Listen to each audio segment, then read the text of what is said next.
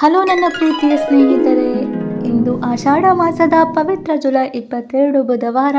ಈ ದಿನ ಶ್ರೀ ಗಣೇಶನ ಅನುಗ್ರಹ ಪಡೆಯಲು ಮಾಡುವ ಒಂದು ಸರಳ ಪೂಜೆ ನಮ್ಮ ಜೀವನದಲ್ಲಿ ದೊಡ್ಡ ಬದಲಾವಣೆಯನ್ನು ತರಬಹುದು. ನೀವು ಯಾವುದೇ ಕೆಲಸ ಆರಂಭಿಸಿದರೂ ಅಡೆತಡೆಗಳು ಎದುರಾಗುತ್ತಿವೆಯೇ? ಹಣ ಕೈಯಲ್ಲಿ ನಿಲ್ಲುತ್ತಿಲ್ಲವೇ? ಯಶಸ್ಸು ದೂರವಾಗುತ್ತಿದೆಯೇ? ಆಗಿದ್ದರೆ ಈ ವಿಡಿಯೋವನ್ನು ಕೊನೆಯವರೆಗೂ ತಪ್ಪದೆ ನೋಡಿ. ಇಂದು ಬುಧವಾರ ವಿಘ್ನ ವಿನಾಶಕ ಶ್ರೀ ಗಣೇಶನನ್ನು ಭಕ್ತಿಯಿಂದ ಆರಾಧಿಸಿದರೆ ವಿಘ್ನಗಳ ನಿವಾರಣೆ, ಧನಲಾಭ, ವಿದ್ಯೆಯಲ್ಲಿ ಪ್ರಗತಿ, ಉದ್ಯೋಗದಲ್ಲಿ ಯಶಸ್ಸು, ವ್ಯಾಪಾರದಲ್ಲಿ ಅಭಿವೃದ್ಧಿ ಮತ್ತು ಕುಟುಂಬದಲ್ಲಿ ಶುಭ ಮಂಗಳಗಳು ದೊರೆಯುತ್ತವೆ ಎಂದು ಶಾಸ್ತ್ರಗಳಲ್ಲಿ ತಿಳಿಸಲಾಗಿದೆ.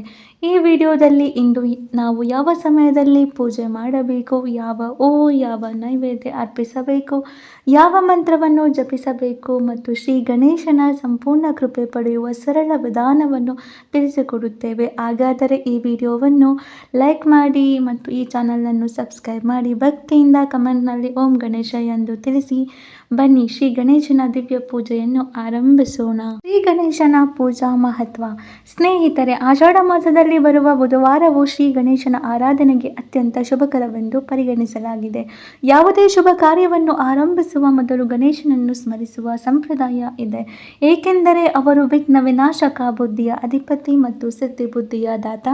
ನಿಮ್ಮ ಜೀವನದಲ್ಲಿ ಮದುವೆ ವಿಳಂಬ, ಉದ್ಯೋಗ ಸಮಸ್ಯೆ, ವ್ಯಾಪಾರದಲ್ಲಿ ನಷ್ಟ, ಸಾಲದ ತೊಂದರೆ ಅಥವಾ ಮನೆಯಲ್ಲಿ ಅಶಾಂತಿ ಇದ್ದರೆ ಇಂದು ಭಕ್ತಿಯಿಂದ ಗಣೇಶನ ಪೂಜೆ ಮಾಡುವುದರಿಂದ ಮನಸ್ಸಿಗೆ ಶಾಂತಿ ದೊರೆಯುತ್ತದೆ ಮತ್ತು ಹೊಸ ಅವಕಾಶಗಳಿಗೆ ದಾರಿ ತೆರೆದುಕೊಳ್ಳುತ್ತದೆ. ಪೂಜೆ ಬೇಕಾಗುವ ಸಾಮಗ್ರಿಗಳು. ಇಂದಿನ ಪೂಜೆಗೆ ಈ ವಸ್ತುಗಳು ಸಿದ್ಧಪಡಿಸಿ: 1. ಶ್ರೀ ಗಣೇಶನ ಮೂರ್ತಿ ಅಥವಾ ಚಿತ್ರಪಟ, ಅರಿಶಿನ ಮತ್ತು ಕುಂಕುಮ, ಅಕ್ಷತೆ, ದೋರ್ವೆ ಹುಲ್ಲು, ಕೆಂಪು ಅಥವಾ ಬಿಳಿ ಹೂವು, ತೆಂಗಿನಕಾಯಿ, ಬಾಳೆಹಣ್ಣು ಅಥವಾ ನಿಮಗೆ ಸಾಧ್ಯವಾದ ಯಾವುದೇ ತಾಜಾ ಹಣ್ಣು, ಮೋದಕ ಅಥವಾ ಬೆಲ್ಲ ಅಥವಾ ಕೊಬ್ಬರಿ ನೈವೇದ್ಯ, ತುಪ್ಪದ ದೀಪ, ಅಗರಬತ್ತಿ ಅಥವಾ ಧೂಪ. ಪೂಜೆ ಮಾಡುವ ವಿಧಾನ.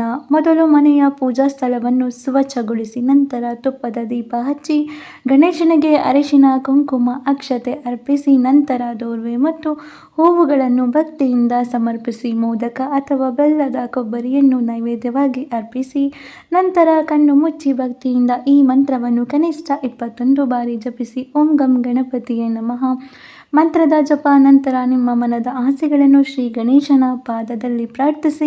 ಪವಿತ್ರ ಆಷಾಢ ಮಾಸದ ಬುಧವಾರದಂದು ಮಾಡಬಹುದಾದ ವಿಶೇಷ ದಾನ. ಸ್ನೇಹಿತರೆ, ಪೂಜೆಯ ಜೊತೆಗೆ ದಾನಕ್ಕೂ ನಮ್ಮ ಸಂಪ್ರದಾಯದಲ್ಲಿ ವಿಶೇಷ ಮಹತ್ವವಿದೆ. ನಿಮ್ಮ ಶಕ್ತಿಗೆ ಅನುಗುಣವಾಗಿ ಈ ದಿನ ಹಸಿರು ಹೆಸರುಕಾಳು, ಬೆಲ್ಲ, ಬಾಳೆಹಣ್ಣು, ಪುಸ್ತಕಗಳು ಅಥವಾ ವಿದ್ಯಾರ್ಥಿಗಳಿಗೆ ಪೆನ್ನು, ನೋಟ್ಬುಕ್ಸ್ ದಾನ ಮಾಡಿದರೆ ಅದು ಪುಣ್ಯಕರವೆಂದು ನಂಬಲಾಗಿದೆ. ಹಸುವಿಗೆ ಹಸಿರು ಹುಲ್ಲು ಅಥವಾ ಬಾಳೆಹಣ್ಣು ನೀಡುವುದು ಶುಭಕರ ಎಂದು ಪರಿಗಣಿಸಲಾಗುತ್ತದೆ. ದಾನ ಮಾಡುವಾಗ ಯಾವುದೇ ಪ್ರತಿಫಲ ನಿರೀಕ್ಷೆ ಇಡದೆ ಶುದ್ಧ ಮನಸ್ಸಿನಿಂದ ಪ್ರಾರ್ಥನೆ ಮಾಡುವುದು ಮುಖ್ಯವಾಗಿದೆ. ಈ ದಿನ ತಪ್ಪಿಸಬೇಕಾದ ಕೆಲವು ವಿಷಯಗಳು. ಈ ದಿನ ಕೋಪ, ಸುಳ್ಳು, ಯಾರನ್ನಾದರೂ ಅವಮಾನಿಸುವುದು ಮತ್ತು ಅನಗತ್ಯ ಜಗಳದಿಂದ ದೂರವಿರಿ. ಸಾಧ್ಯವಾದರೆ ಮನೆಯಲ್ಲಿ ಸ್ವಚ್ಛತೆ ಕಾಪಾಡಿ ದೇವರ ನಾಮಸ್ಮರಣೆ ಮಾಡಿ ಮತ್ತು ಹಿರಿಯರ ಆಶೀರ್ವಾದ ಪಡೆಯಿರಿ. ಯಾವುದೇ ಪೂಜೆಯ ಫಲ ಭಕ್ತಿಯ ಮೇಲೆ ಅವಲಂಬಿತವಾಗುತ್ತದೆ. ಆದ್ದರಿಂದ ಆಡಂಬರಕ್ಕಿಂತ ಶ್ರದ್ಧೆ ಮತ್ತು ಪ್ರಾಮಾಣಿಕತೆ ಮುಖ್ಯವಾಗಿದೆ.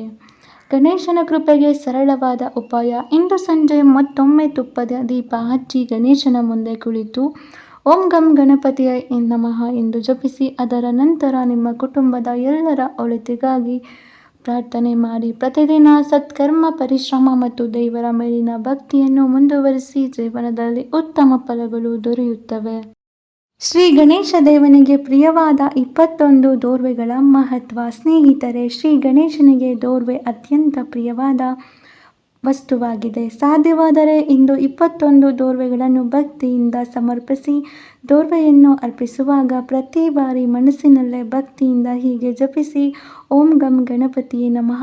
ದೋರ್ವೆ ಸಮರ್ಪಣೆ ನಮ್ಮ ಅಹಂಕಾರವನ್ನು ತ್ಯಜಿಸಿ ವಿನಮ್ರತೆಯನ್ನು ಅಳವಡಿಸಿಕೊಳ್ಳುವ ಸಂಕೇತವಾಗಿದೆ. ಭಕ್ತಿಯೊಂದಿಗೆ ಮಾಡಿದ ಈ ಆರಾಧನೆ ಮನಸ್ಸಿಗೆ ಶಾಂತಿ ಮತ್ತು ಏಕಾಗ್ರತೆಯನ್ನು ನೀಡುತ್ತದೆ. ಗಣೇಶ ದೇವನಿಗೆ ಪ್ರಿಯವಾದ ನೈವೇದ್ಯ. ಗಣೇಶ ದೇವನಿಗೆ ಮೋದಕ, ಕಡುಬು, ಬೆಲ್ಲ, ತೆಂಗಿನಕಾಯಿ, ಅವಲಕ್ಕಿ, ಬಾಳೆಹಣ್ಣು ಹಾಗೂ ಇತರ ಸಾತ್ವಿಕ ಆಹಾರಗಳು ನೈವೇದ್ಯವಾಗಿ ಅರ್ಪಿಸಬಹುದು. ನೈವೇದ್ಯ ಅರ್ಪಿಸುವ ನಂತರ ಕುಟುಂಬದ ಎಲ್ಲರೂ ಅದನ್ನು ಪ್ರಸಾದವಾಗಿ ಸ್ವೀಕರಿಸಿ ಪ್ರಸಾದವನ್ನು ವ್ಯರ್ಥ ಮಾಡದೆ ಗೌರವದಿಂದ ಸೇವಿಸಬೇಕು. ಇದು ನಮ್ಮ ಸಂಪ್ರದಾಯದ ಒಂದು ಭಾಗವಾಗಿದೆ. ಶ್ರೀ ಗಣೇಶ ದೇವನ ಪ್ರೇರಣಾದಾಯಕ ಸಂದೇಶ. ಶ್ರೀ ಗಣೇಶನು ನಮಗೆ ಒಂದು ಅಮೂಲ್ಯ ಸಂದೇಶವನ್ನು ನೀಡುತ್ತಾನೆ.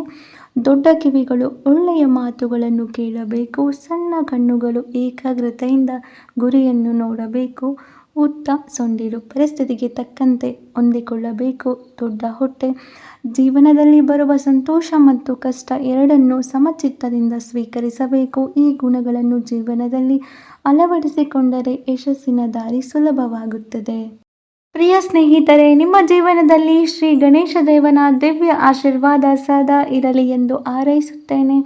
ಈ ವಿಡಿಯೋ ನಿಮಗೆ ಉಪಯುಕ್ತವೆನಿಸಿದರೆ ಲೈಕ್ ಮಾಡಿ, ಶೇರ್ ಮಾಡಿ, ನಮ್ಮ ಚಾನಲನ್ನು ಸಬ್ಸ್ಕ್ರೈಬ್ ಮಾಡಿ, ಕಮೆಂಟ್ನಲ್ಲಿ ಭಕ್ತಿಯಿಂದ ಬರೆಯಿರಿ. ಓಂ ಗಂ ಗಣಪತಿ ನಮಃ. ಮುಂದಿನ ಮತ್ತೊಂದು ಆಧ್ಯಾತ್ಮಿಕ ವಿಡಿಯೋದೊಂದಿಗೆ ಭೇಟಿಯಾಗೋಣ. ನಮಸ್ಕಾರ.